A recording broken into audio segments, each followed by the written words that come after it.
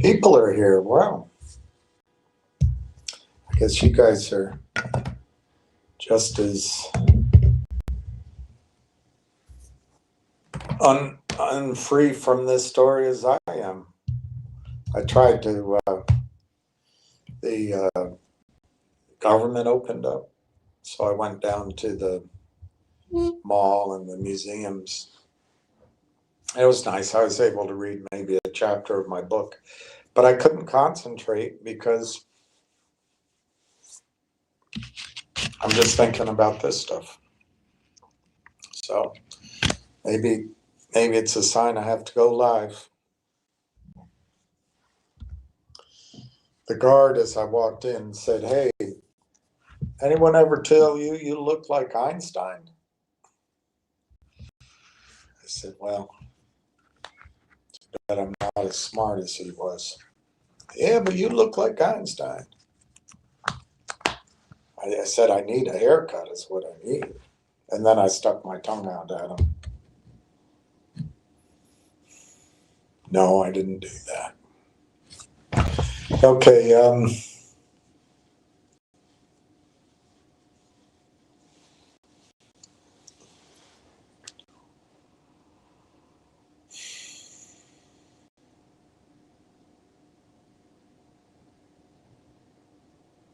don't know where to start.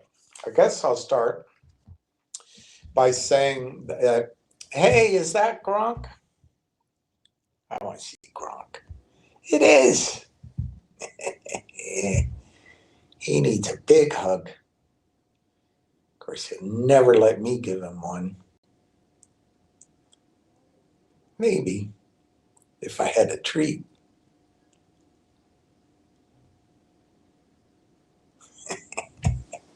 What a great boy. I saw a dog today. I was walking down to the National Mall, and his owners were oblivious, and there were a couple other people crossing the street. But this dog was behind the owners and then saw me and started walking toward me. And I thought, wow, he wants to say hi to me. So I said something so the owners could hear it, like, can I say hi, or what a great happy dog, or something. But it turns out he wasn't attracted to me. It was my gloves. I was wearing these orange gloves, and he wanted to take one of my gloves. He was wearing an orange collar, so I guess he saw the color orange. But it was interesting. I guess dogs can see orange, or they see a bright color anyway. All right, so I guess what I'm going to start with is yesterday. I feel like I may have confused people on both my enthusiasm and my price targets. I still think Railtown is the way out of here, and it's going to be big, I think, and we'll talk about that. But yesterday, I think I was just continuing to express that because it's taken so long to close AIP and announce it, both things, yesterday was the deadline to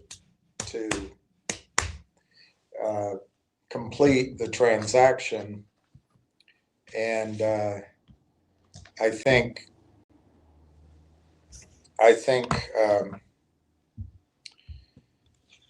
like I told you, I think it could be until Wednesday before the collective group of people who handle paperwork actually file it. As one of you pointed out, I think it was on Legend, they can take up to 10 days, which would be next Monday.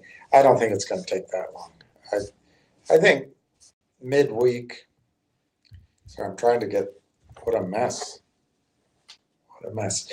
I think by midweek, we should, finally have confirmation that the AIP transaction has been completed. Yay!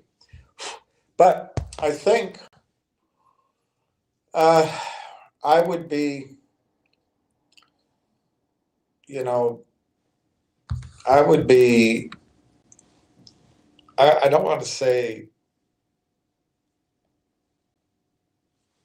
anything bad about myself, but if I did not change my time frame, I think I would be misrepresenting or just wrong-headed.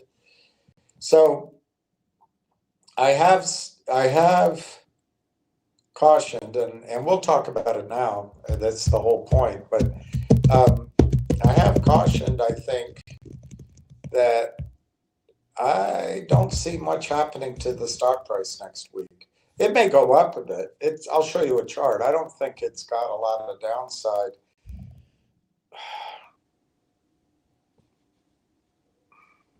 I don't know if I have allergies, but I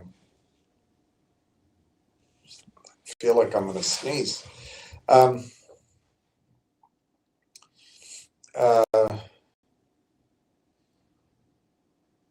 So I don't think anything's going to much happen next week. I don't think it's going to go down. I just think it's going to be boring next week. But I do expect that we'll see the filing that the AIP deal is closed. Once that happens, perhaps it opens up the information stream of other revenue deals, and also maybe TELUS owes us more, or Railtown owes us more of an explanation of the magnitude or the specifics or the mechanism of the TELUS Railtown deal. There's the revenue sharing, but there's also TELUS has their own clients. Do they use Conductor? And then I assume Railtown, any clients they get outside of the AIP and current customers of Rail, any new people that Railtown would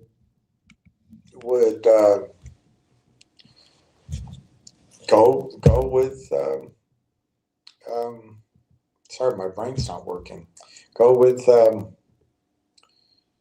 TELUS, the AI factory.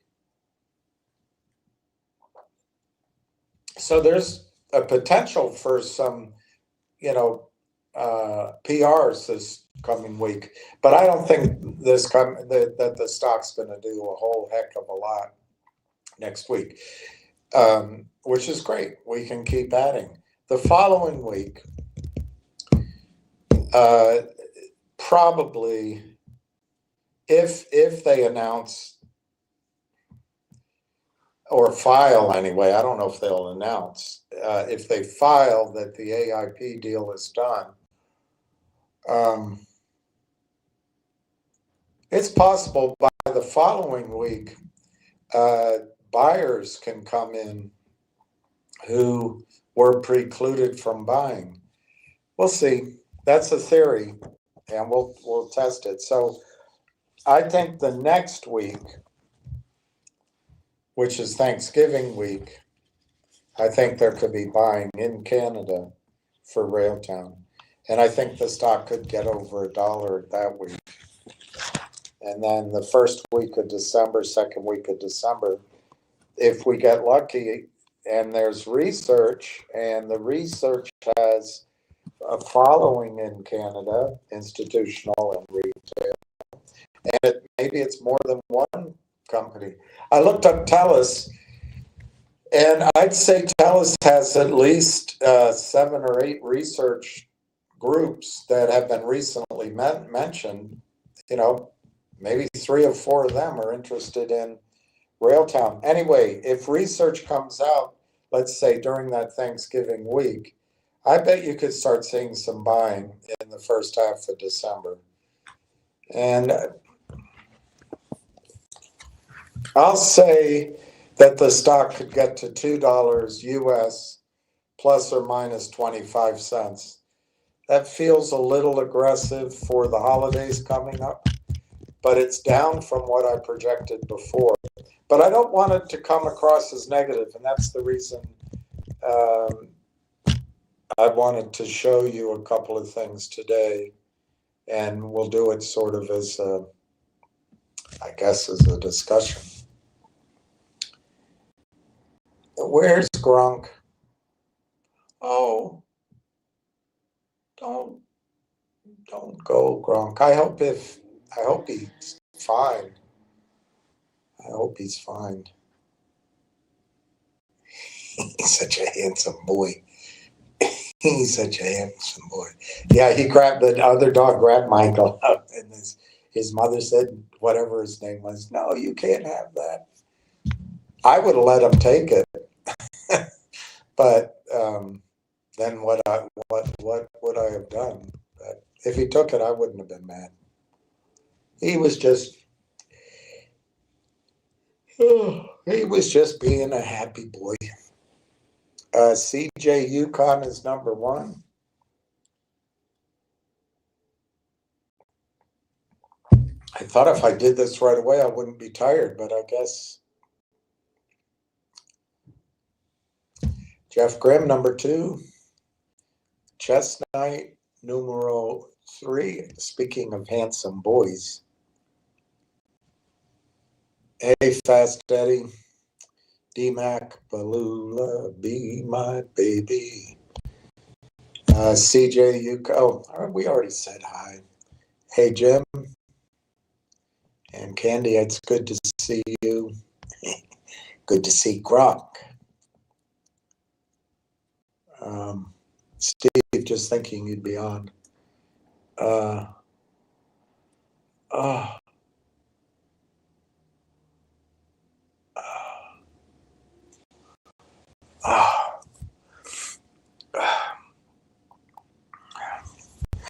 don't know what's wrong with my nose.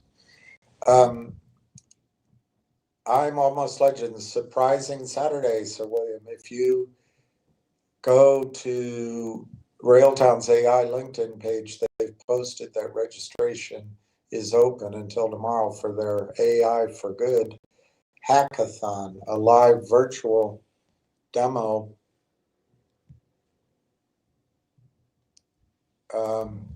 from November 17th to 23. Spots are limited. Secure yours and get the chance to win over $1,000 in total prizes, exclusive swag, and enjoyed food and drinks with networking opportunities. Well, I guess you have to be there, right? Maybe you can do it online. Yeah, I'll look it up. That's marketing. That's building the buzz. He's doing much better now, thank you. Candy says, I make his food now. He eats like a king. He is a king. He's the king of the. Well, he's not really the king of the animal kingdom. That's the lion. But he's the king of the domestic kingdom. What a great boy. All right, so let me show you with other amazing builders and innovators. There's more on their LinkedIn profile, which they posted last night. I am interested. I found their, somebody sent it to me. I found, first I found their filing Form 7 or something, which I read to you, but one of you guys sent me, account settings sent me the, I don't know what it's called, but it's the announcement for the annual meeting, which I'm sure all of you will get from your brokerage firms. This is interesting. And like I say, I'm almost legend. I'm hoping by Wednesday they file the, I don't know what form it will be, but they file that they acquired AI Partners. And I think that starts this long delayed buildup so that we can start seeing revenues, and more importantly, that institutions in Canada can see them or understand them, what the projection is, and start buying the stock. So it's good. It's very exciting. Anyway, let me take that down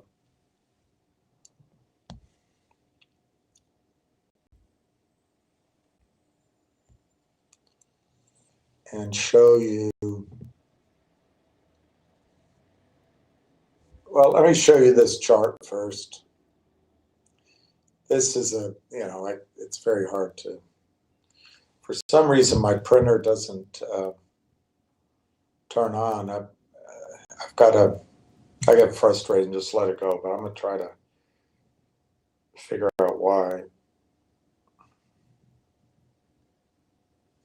But I didn't do it today. I think this is Railtown. I think here, I drew this line as support. It could be lower. You could tighten it up a little higher too. But in broad stroke, I think that's basically support. I mean, if you see in the middle of the page, you could bring it down to that crowded, not pennant, but sort of flat, that sideways movement in the middle of the graph, that you could bring it down to the top of that. But on the other hand, that wouldn't connect with anything else. So anyway, somewhere in here, I think support. It's also lined up with the 200-day or the 50-day moving average, I guess, here. I don't know. It's the 200-day, isn't it? The red one? Yeah, that's the 200-day. So anyway, that's where I see support. And then you've got this resistance line, which it's trying to get through. I think once it gets through, it'll go a bit of a ways, but then pull back to test it as support. And up here, you got a couple of areas. Maybe that says, I don't know, that 62.5, and maybe that's 70 cents. It might pause there, but I think it'll break through those levels pretty quickly once there's a reason to, which I think could come in a couple of weeks.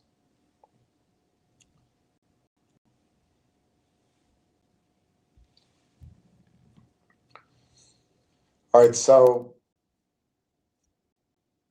I don't know I'll just show you this. I don't know what's the best way to do it, so I'll just go with it and talk out loud. These are my list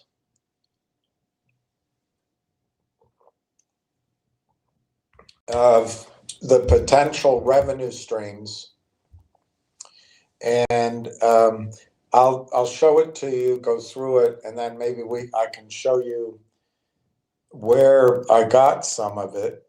I mean, some of it's in this presentation for investors of November.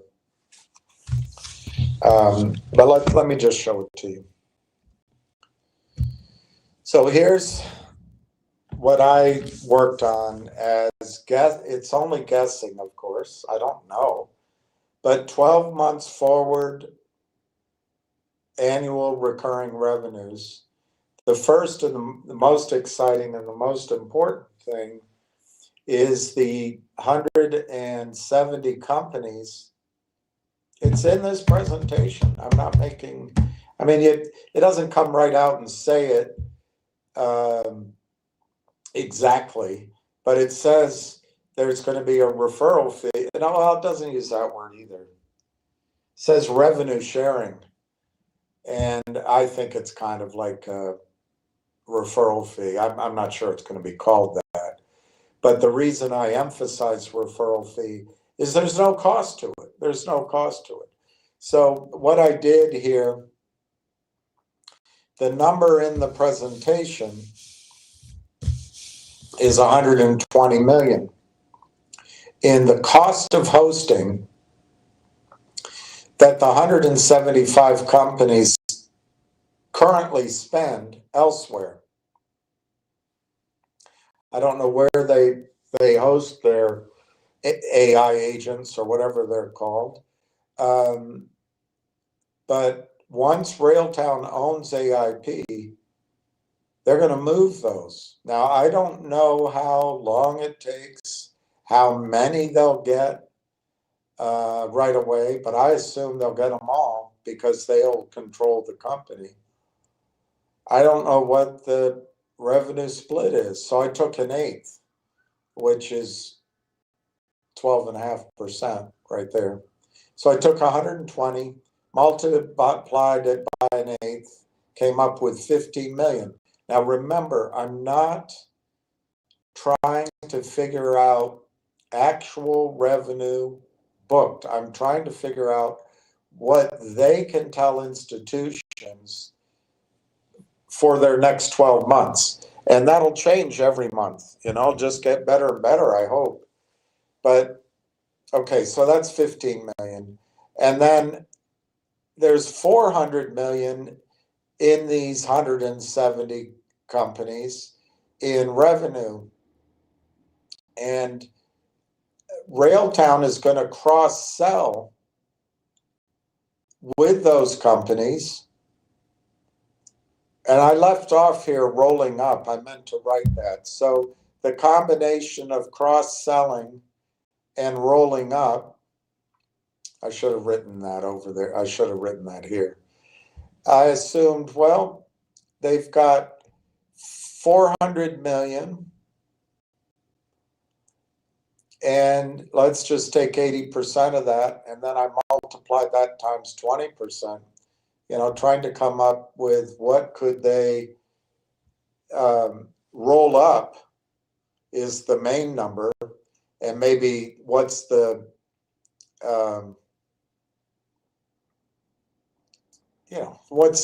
what's some of the cross-selling opportunity, but mainly the roll-up. I wish I had written that differently. So that's 64 million. Again, it's not getting it done right away. It's being able to show a convincing timeline that that's going to happen, that they acquire 80% of 400 million and then 20% of that. I don't know. That's where I started. And then what about the revenue they're going to get from their already announced revenue agreements, their enterprise sales agreements? I have no idea, but they've announced a few. I have absolutely no idea what they're worth. But one of them was with Uniserve Computers or somebody that had 3,000 end customers. And I just figured, what if they sign up 15 of those customers out of 3,000 and they each do 500,000 a year? That's 7.5 million, I think, unless I missed a decimal. But anyway, I used 7.5 million. And then I wonder how many enterprise sales agreements are in the pipeline? How many have we not heard about yet? I have no idea. I took 15 just to match up with the hosting referral fees, just as as balance. Because remember, the acquisition split was something like 80-20. So anyway, I have no idea if that's a reasonable number or not, but I just did it on a 50-50 basis from the referrals.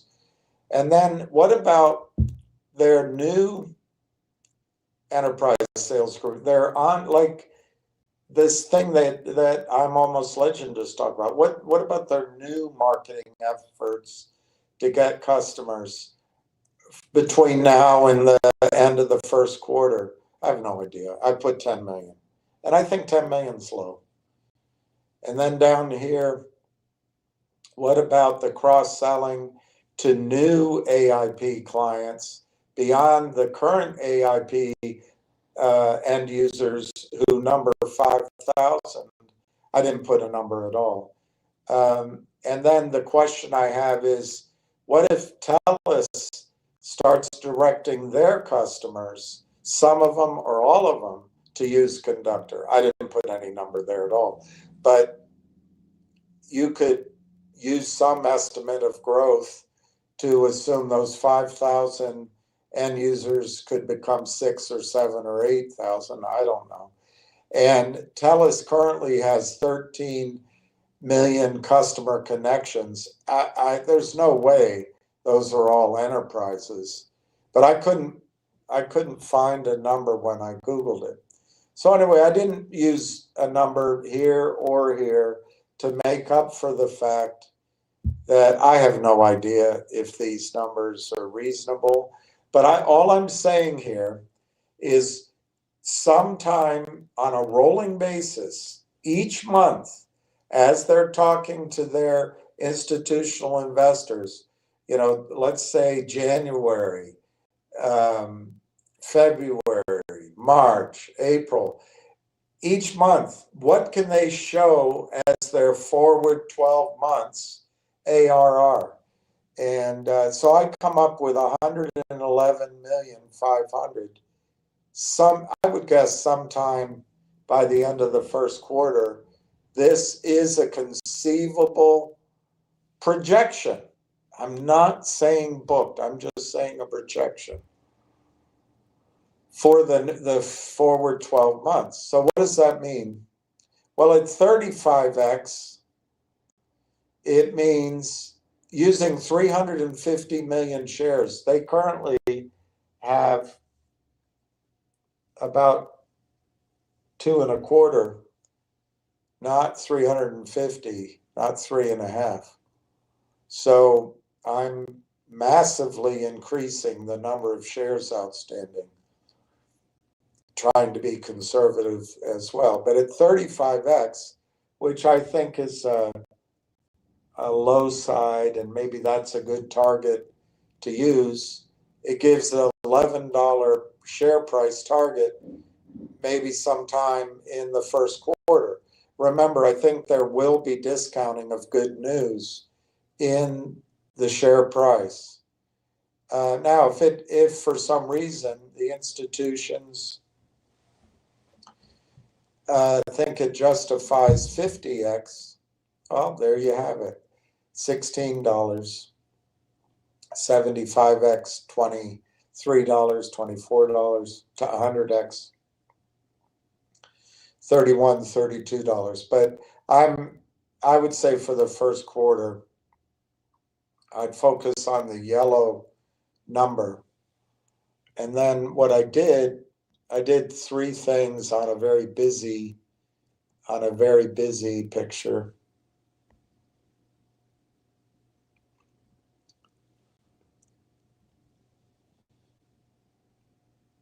But I tried to risk it. And then I tried to add some revenues where I hadn't before. So in the red, I tried to risk it. So I risked the referral fees at 85%. I shouldn't have written cross-selling. I should have written roll-up and cross-selling, but you get the point. I put that at 60%, kind of aiming for first quarter, by the end of the first quarter. What about the 6, 7, 8 they've already announced? I put it 60% of that figure. New revenue sales agreement that are already in the pipeline, I said 85% of that number. I think they're going to be very successful getting new users. So I said 90% of that number. And in the green, I put the totals, what those are over here. I put the green. But with the red, what I did is I added 10 million for new networking clients coming in using Conductor, and 15 million for Telus' own clients coming in. I didn't risk those because my number was risked. So in the red, I came up with a target right here of $13 a share at 35x. At 35x. But then, in other words, I'm being very confusing explaining this. The red is taking 100% of all the numbers, including my next two guesses, and it adds up to 136 million at 35x. So that's 1365 at 35x. The red percentages I took over here in the green. I did not add the 10 and the 15. And so I risked these numbers somewhat. I didn't add those two.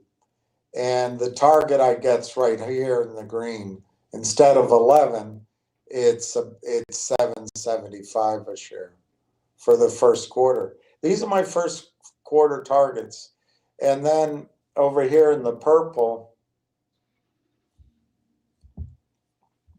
I took this 77.4 right here, the risk number, and I multiplied it by 25x instead of 35x, and used 350 million shares.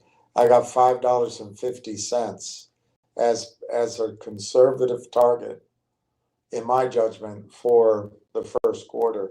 And this script chicken scratch down here is just pointing out that the current number of shares outstanding is 222,500,000.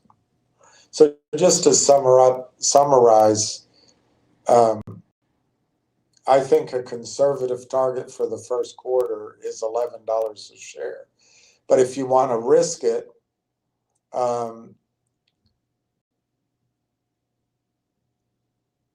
somewhere between $7 and $13 might be the number as well. So, and then if you really want to be conservative, in my judgment, it's conservative.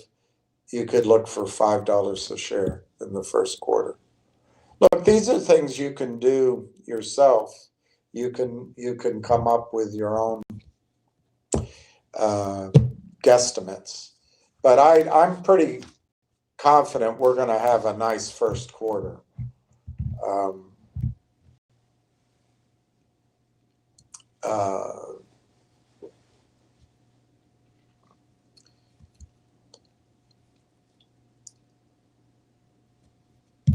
I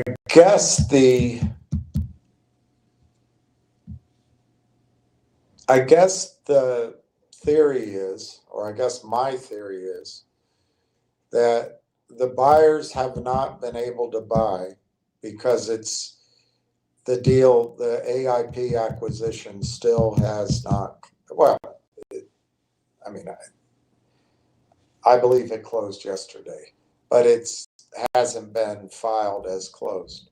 So my theory is that begins a period of time that the company can start telling its story.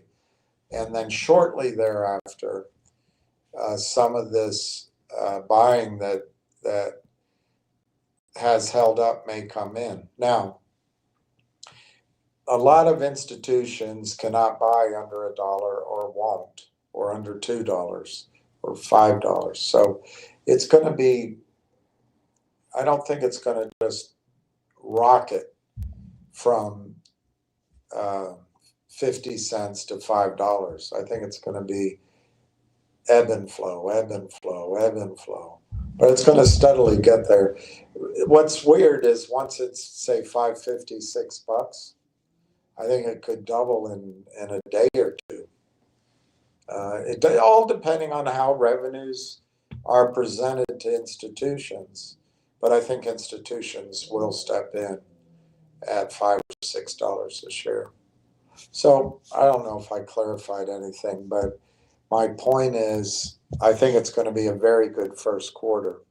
And it could come sooner, but I think it's going to be an excellent first quarter. All right, one more thing I wanted to show you. It's good, but I also want to give you a caution.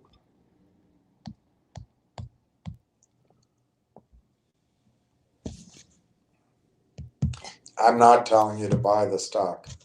Just let them duke it out. But yesterday, Genius stock filed a $250 million lawsuit against Citadel and Virtue for market manipulation. So I guess the guy really meant it when he said it's his fight against short sellers. I have to give him credit for that. Genius Group News, Genius Group, files a $250 million class action against Citadel Securities and Virtue Americas, alleging spoofing and naked short selling of GNS stock. And I'm sure they did it. I'm sure they did.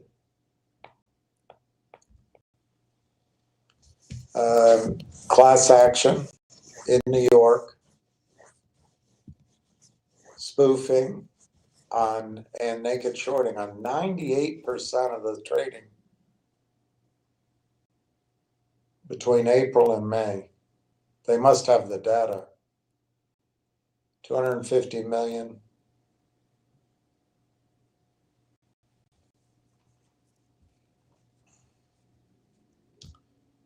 They keep repeating the same sentence over and over again. I'm not going to do it.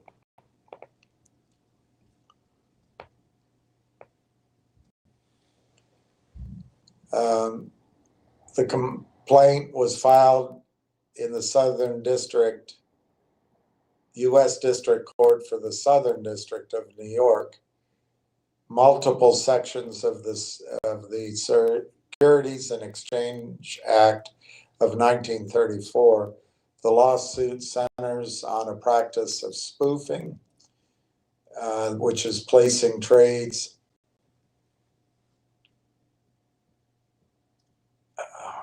not placing trades, placing orders that traders quickly cancel to create false impressions about supply and demand.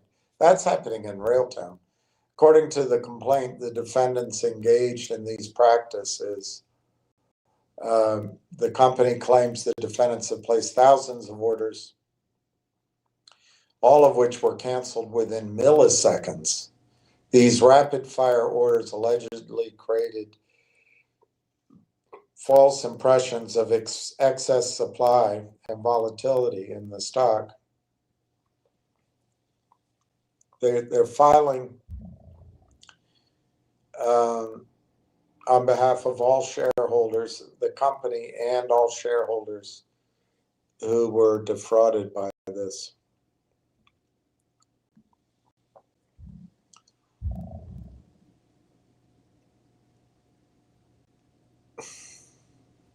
The complaint alleges the defendants built massive short positions through off-exchange trading, or they just covered them every day, I don't know, in the dark pools. They then allegedly used spoofing to drive the stock down. That's true. The lawsuit details patterns. That's all true. These baiting orders, I think that's what it says, were typically canceled within 100 milliseconds of the placement. It's all programmed computers. It's no human being. Less than a minute after placing these orders, defendants allegedly sold large volumes of stock through off-exchange trading. And the company also alleges naked short selling occurred. The CEO, quote, "We have been consistent in calling for fair markets and taking action to protect shareholders."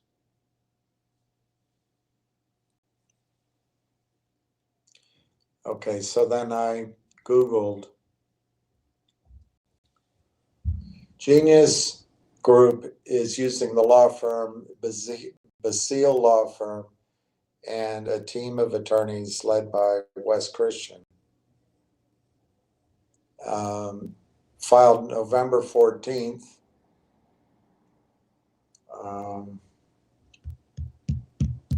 But I want you to be careful in buying the stock. They will settle this up, I think. And it will result in, very likely, a settlement, and the stock price will still go to zero. Mark Bazile represented Venu and HPIL.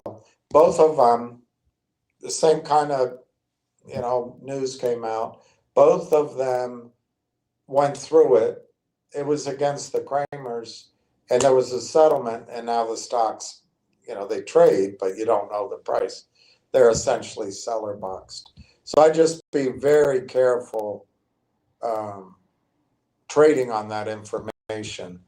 The lawyers seem to have some information. Hopefully the Citadel and Virtual want to settle, but they also have a lot of money to fight the case.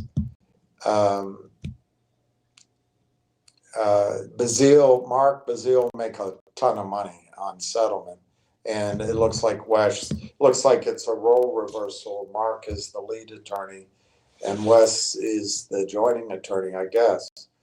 But it's good for the fight. It's good for getting the story out there. But I wouldn't expect any big. We'll see.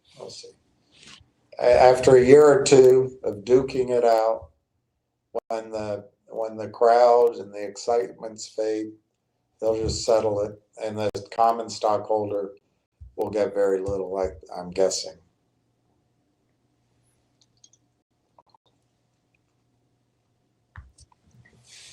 Anyway, all right, let's go back to your comments. Well, I ran out of things to say. Let me just show you where I got my numbers from on part of that revenue.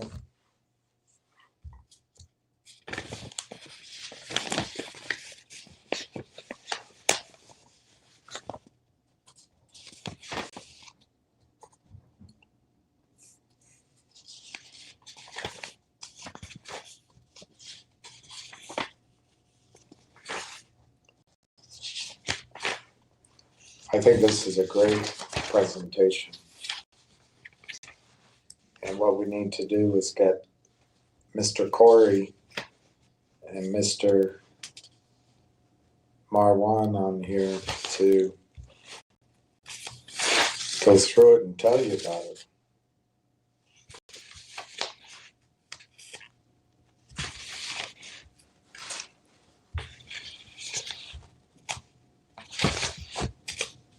So in this presentation,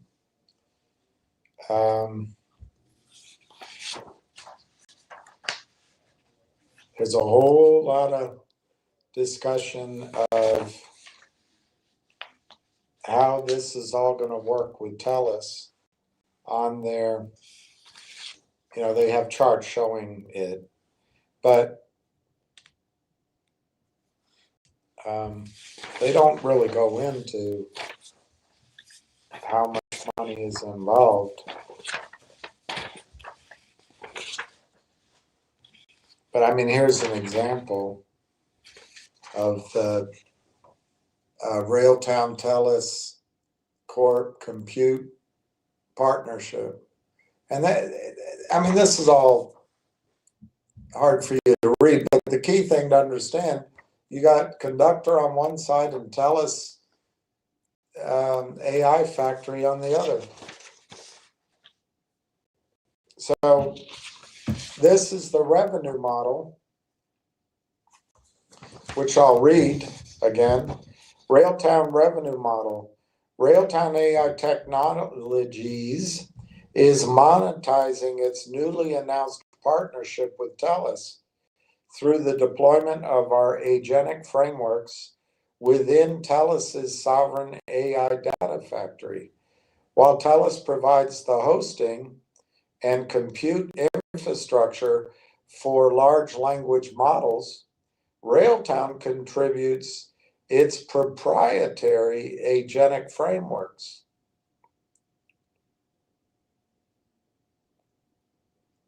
Which are tools that enable the creation, orchestration, and management of autonomous AI agents.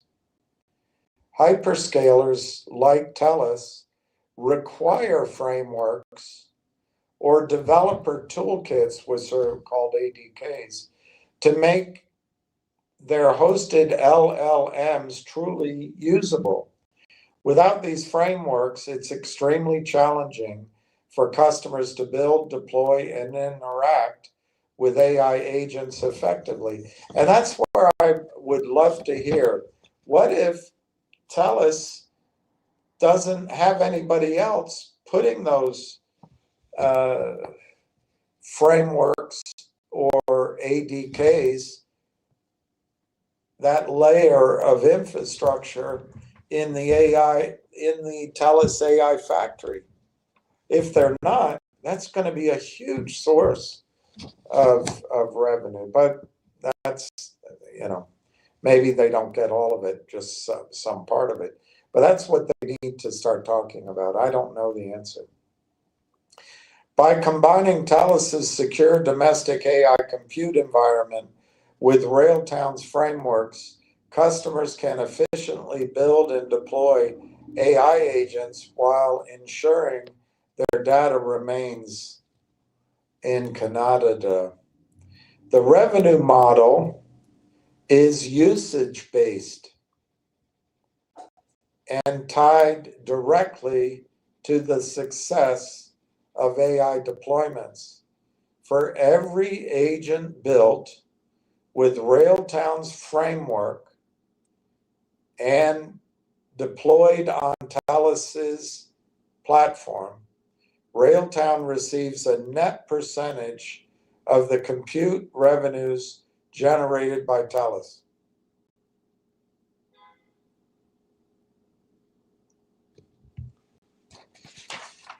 I'd love to know the magnitude. That sounds huge. Unless they're going to invite a bunch of companies to do that.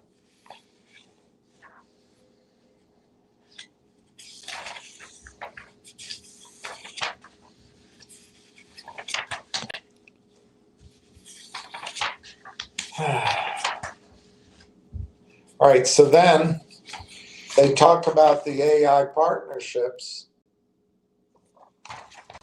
and they say here it's 180 companies. They've already identified 3 to 5 acquisition targets.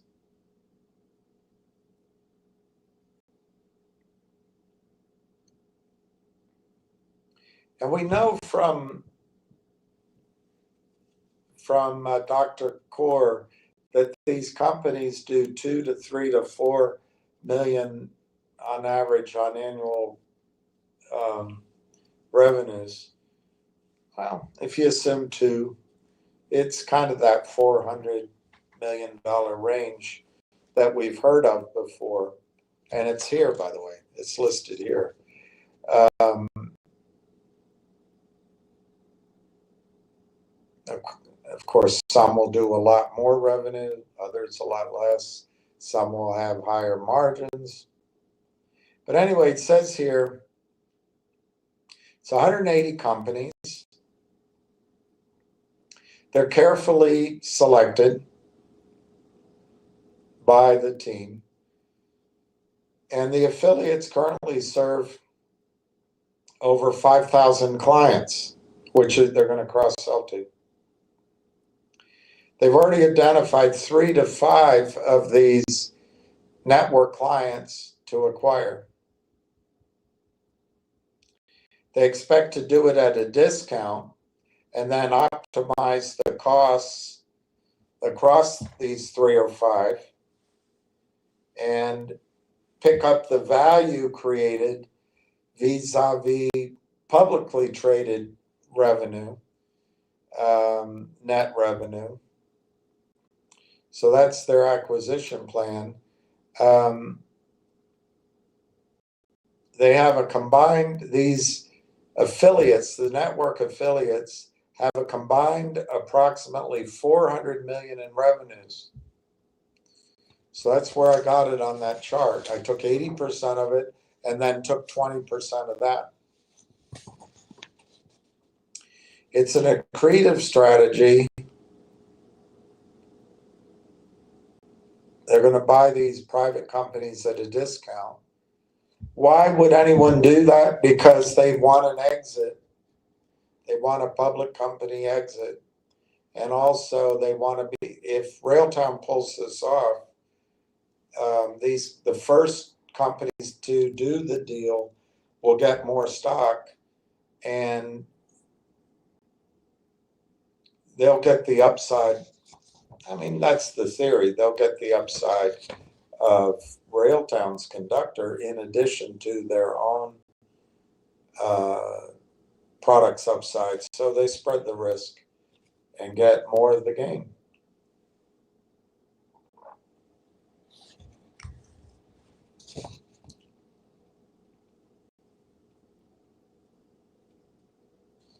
Anyway, that's the page there. It says it's going to close in the fourth quarter, which is now.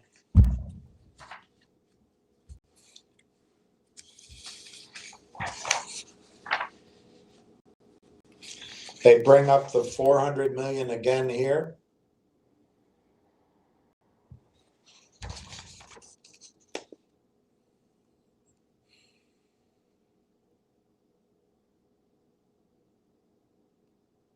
On the monetization side, the integration of Railtown's AI services suite delivers the existing affiliate network high quality AI service solutions and activates ensuing revenues for Railtown. Sweet. And then there'll be growth and all that. Here's the chart that tries to explain the revenue. You get 180 network companies all using Conductor, and Conductor's on the platform at TELUS at the Sovereign AI Factory at TELUS. These combined, what's going to be wonderful to know, how many of TELUS's clients come in here but use Conductor. So it's this back and forth shared compute revenue goes in both directions. This is a very exciting thing, and we need to learn more about it.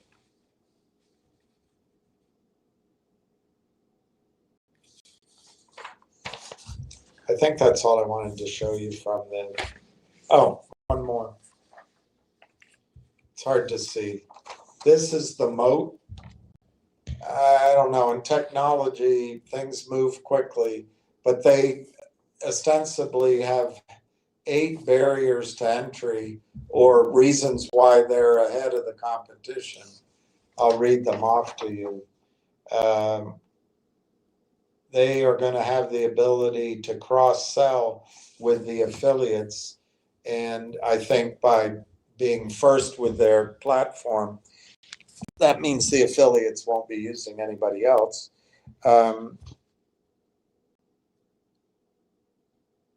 The affiliated network provides proprietary enterprise application software, so it is cost effective to switch within this network and use TELUS rather than go outside.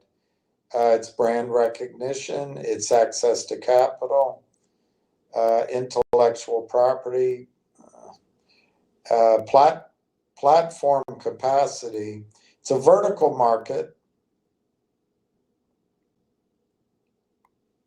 In each market and each company, they're creating the agents and the self-learning tools to stay within the data of a company, or I guess a group of companies, and it's not out all horizontally across the entire internet, and the economies of scale. But in number 6, in the green right here, it says that $120 million is currently being spent to host the companies within the AI network elsewhere.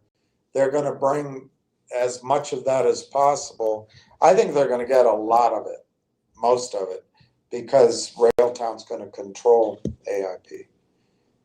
And again, even if it takes a few months, as long as institutions can see it coming, because once it arrives, it stays there year in and year out. And then they give you the list of key people. That's Corey, Marwan, Dr. Elliott, Dr. Kaur, and the IBM guy, Pat Horgan. And then there's other key people here on an advisory board. But this guy founded, well, that's not true. He led Ulmer's, and he founded AIP. This guy founded AIP, also founded Ulmer's Ventures, and also founded Mavericks.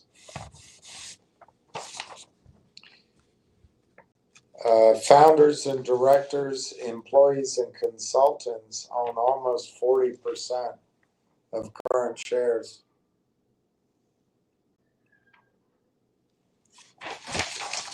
So I think it's all a very good story. I didn't want people to think I had soured on the story. I just think there's a bit of a, paperwork delay, which I think was resolved yesterday. We'll find out. I think we'll find out by Wednesday.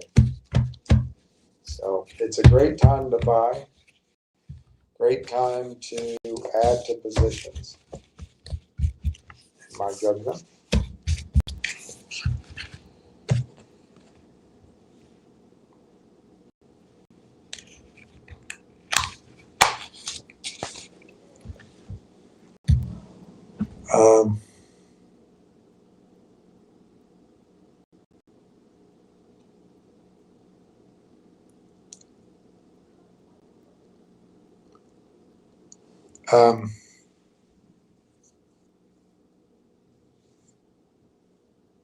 I did want to point out to you, I know I blocked some of them, but a lot of that intense activity against me and trying to get you guys thinking this is all a joke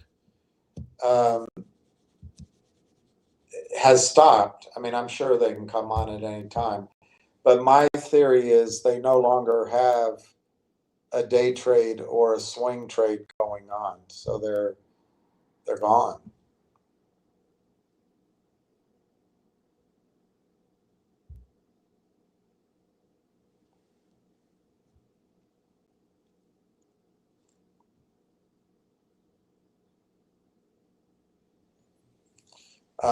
Let's see what I'm Almost Legend says he's gonna.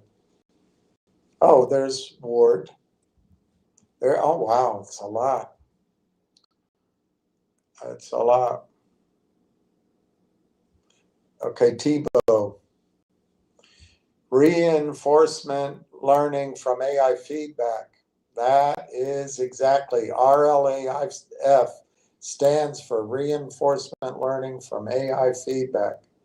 So they have a great symbol.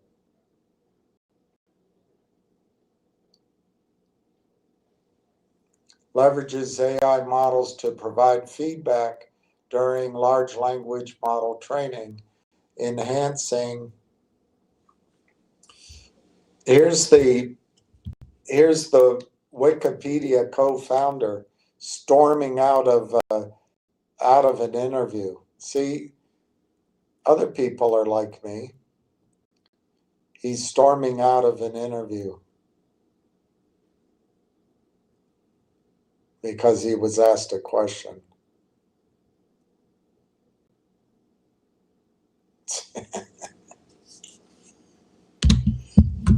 Everybody has a short temper.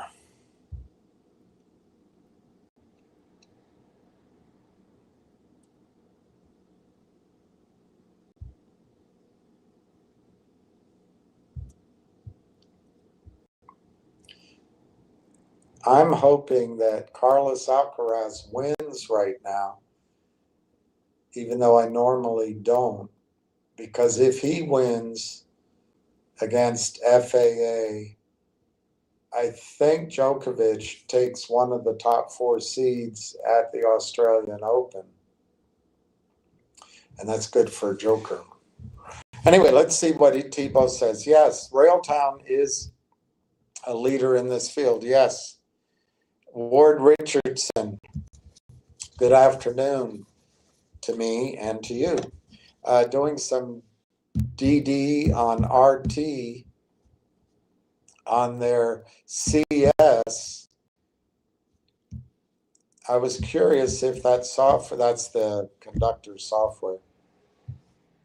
I was curious if that software would take care of the cybersecurity issues that I read about more and more often now.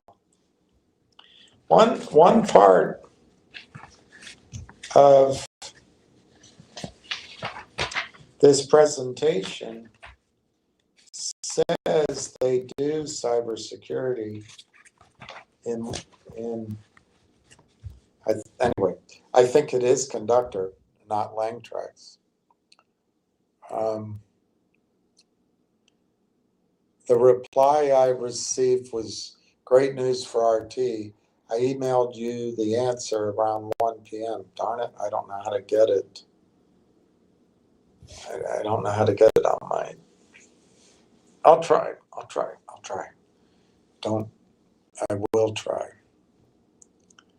I'm Almost Legend per AI. TELUS doesn't have a direct equivalent to Railtown's agentic framework, but it does use a mix of systems like TM's Forum's open digital architecture, Appian for automation, and its own Gen AI tools that together cover some similar goals. Yeah, but I have a sense that Conductor is better, but we'll see. Basically, no single agent framework, but several platforms which enable automation, modular services, and AI-driven workflows. TELUS has automation. I'm Almost Legend is saying this. TELUS has automation, Gen AI, and ODA-based systems, but nothing that directly mirrors Railtown's developer-focused agentic automation, plus error intelligence platforms. So yes, Railtown's integration would be unique inside TELUS. See, that's very good. Very, very good. I'm almost legend. If I may mention again, William, you really should start using AI platforms like ChatGPT or Microsoft Copilot. Instead of speculation on certain things, you can get information immediately. And like I also mentioned before, it's not all driven through some woke filter at Facebook. No, like I also mentioned before, it's odd to be invested in an AI technology and not use any sort of AI platforms for your own due diligence and other general. I don't know how to use technology. I'm almost legend. I've never claimed to. I can't even type. But I don't know what ChatGPT is. I don't know what Microsoft Copilot is. I use whatever, you know, what do you call the Apple Safari? And Safari, as I know, they have AI as well. So anyway, it's called something. Um,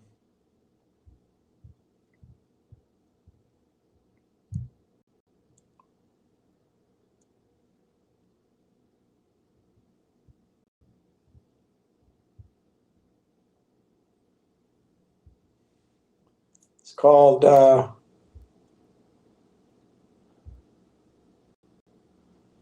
don't know. It's got some AI type name, but maybe it's not as good as what you're talking about. I'll try to learn how to do it. I will. I'll try. Donna, good afternoon, William and Rail Townies. Frustrations about things you're unsure of at times could be answered, and the right questions. Timed upgrade. Yeah, I have to spend time learning how to do it, which is the part I hate. Chat GPT or Gronk or I don't know. See, that's why Apple is a natural buyer. I guess Apple's AI doesn't measure up. Maybe I should switch to Chrome. And once I use Chrome, I don't know. See, there's too many decisions. I'm Almost Legend says hello to Donna. MH says, always a pleasure to hear your views, Billy. Stay healthy. I just read about this guy who was bitten by, I guess, ticks or chiggers, which are, I guess, kind of are ticks. And anyway, he got this allergic react. He now, well, not anymore, because of something that happened in his bloodstream. He shouldn't have eaten any meat from a mammalian meats, anything from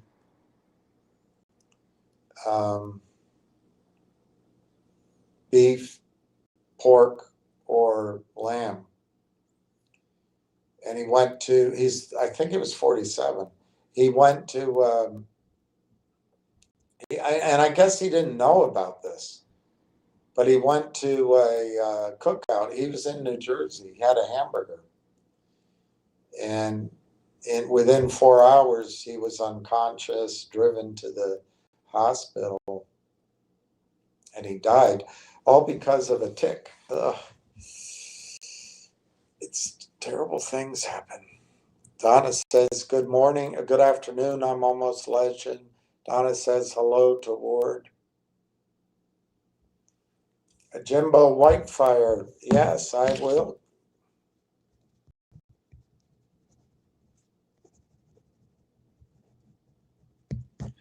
1600 is awesome. Awesome. And yes, I do have I do have a number. I have to just write it down. It's kind of a breakthrough number for us as a group.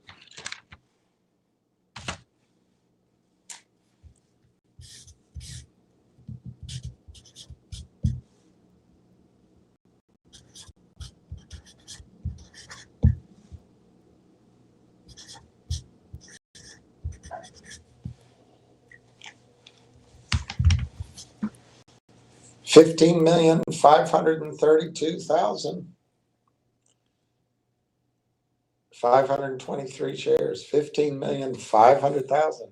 We now represent 15.5 million. You guys are great. You guys are great.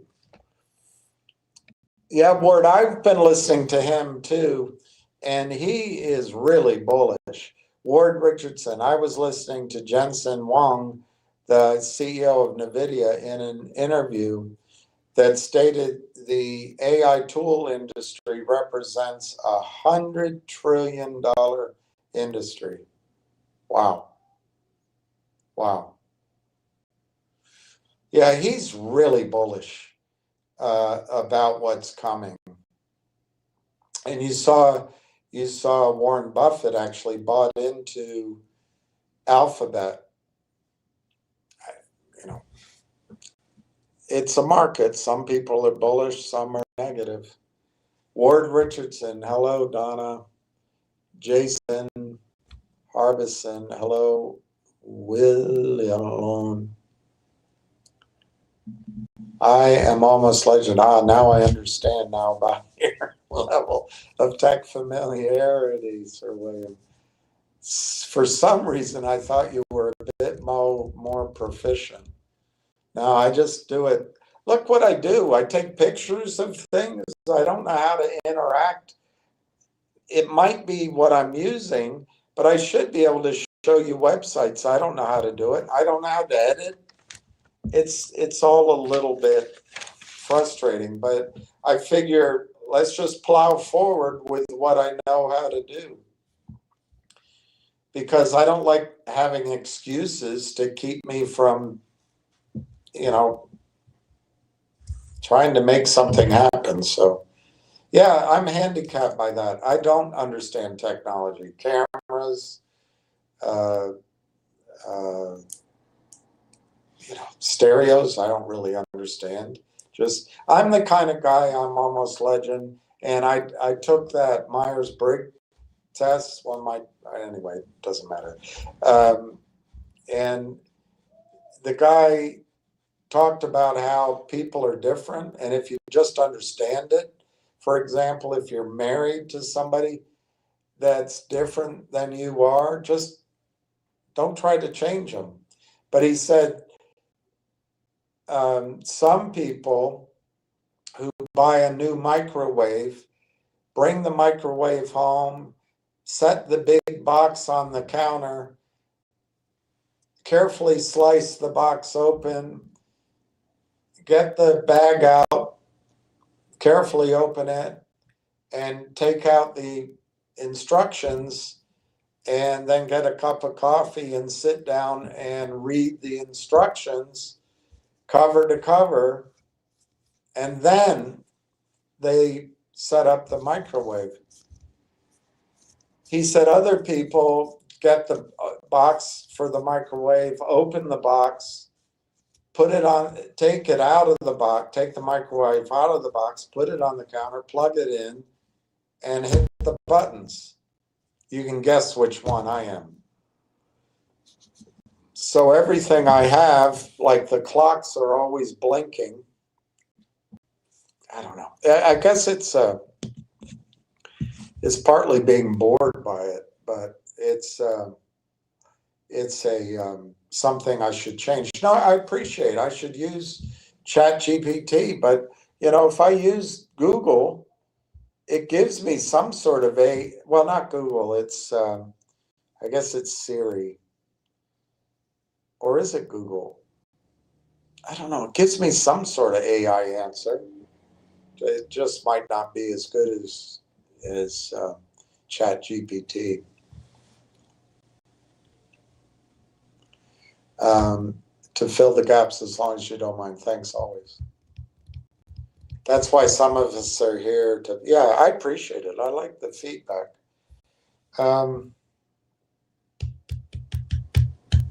Yeah, I guess I ran through everything I wanted to talk about. Basically, I want to say that I think next week we're going to finally break through the chains that have been holding everything up, which is the acquisition of AIP will be finished and filed. So then we get to test the theory that the company is going to have revenue in a pipeline that we haven't seen yet. It's going to have revenue from some of the deals they already announced. It's going to have new revenue from new deals away from the AIP network. They're going to have a lot of revenue from conductor to the AIP network. They're also going to have the ability to roll up revenue from AIP. They're going to have revenue sharing from the network when the network moves their hosting over to TELUS. They're going to have revenue sharing with TELUS, and maybe they're going to have revenue sharing with TELUS's own customers, or some of them, who use conductors. So I think there's, and I'll try to do my chart again by Monday, because I think that one headline I got wrong, but I think there's plenty of optimism of, I'd say 6 or 7 different sources of revenue that we can start hearing about. But I'm not optimistic next week is going to be a big move and shaker week. But Thanksgiving week, I think we can get over $1. And then in the first week or two of December, maybe we get over $2. And maybe it carries some momentum after that. But my biggest message is I think the first quarter could be,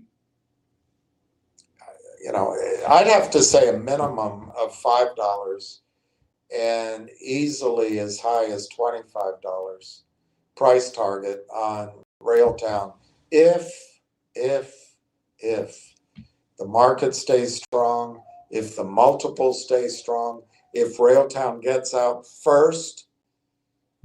Langchain seems to have gotten out first, but I'm positive that Railtown's product is better than Langchain. So if Railtown can get out first with a better product, battle tested, maybe we can just see a huge ramp up in projected revenues. It just has to be projected. So that's the two things I'm hoping for, that we see, but if we don't see it, the institutions see it.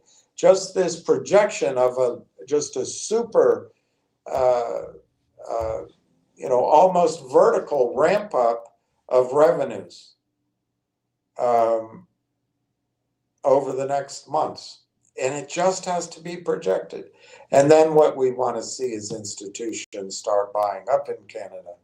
Once 1 or 2 institutions start buying, we're not going to be, you and I aren't going to be talking like this, probably. The stock price will be higher. There'll be research out there. You'll have more confidence. Any pullbacks will be obvious buys on the dip. And I wouldn't sell on the rip, though. I wouldn't sell on the rip, depending on how high the rip is.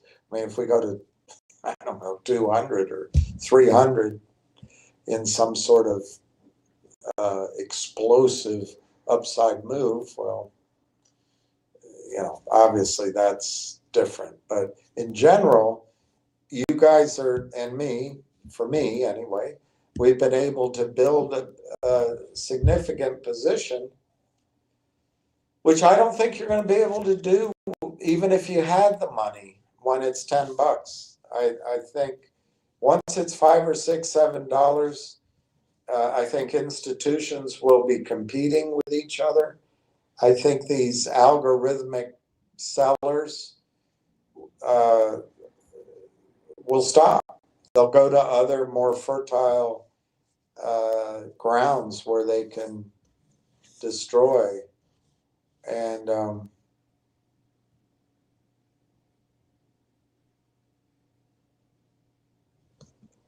it's a weird thing. The price goes up,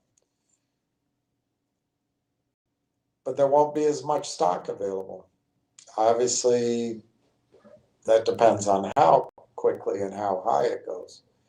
But anyway, so I think my range for the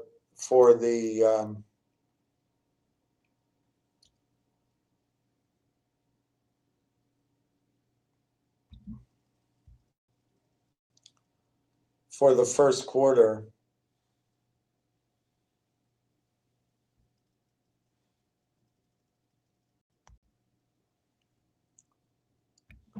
is right here. Yellow is in the first quarter. I think it's a very reasonable target by the end of the first quarter. As it goes up, I think those all could happen, but they become less and less likely for the first quarter. Second quarter, I think all of those numbers could happen. I wish I had written up here instead of cross-selling roll up, but I guess I was tired. That's from the roll up. And that's 5, 6, 7 different sources of revenue. This number here, 100 million, could be low by the first quarter or second quarter. So it's very exciting. What's ahead for and I'm using 350 million shares, and the yellow is 35 times this. There's no reason why it won't be 75 or 100 times. No reason at all. Anyway, first quarter, I think $11 is a good target for the first quarter. So anyway, that's what I wanted to come on and say. I think I'm going to leave it there. It's 3:11. Let me see who's winning. I can't even believe I'm rooting for Carlos Alcaraz. Oh, he's blowing him away, 4-1. So that'll be good for Djokovic in the Australian Open. All right, everybody. Thank you for coming on. It's a short and sweet one. Maybe I'll come on tomorrow night, or I may not, but maybe I will. But we'll certainly be talking Monday. I wish everybody peace, and I think things are going to start getting much, much better in terms of information flow, being able to calculate revenues, and getting some help by Canadian buyers. I think over the next 2 to 4 weeks, we're going to start getting help from Canada, finally. I mean, didn't we pull them out of World War II? Oh, no, that was the UK. All right, everybody. Cheers.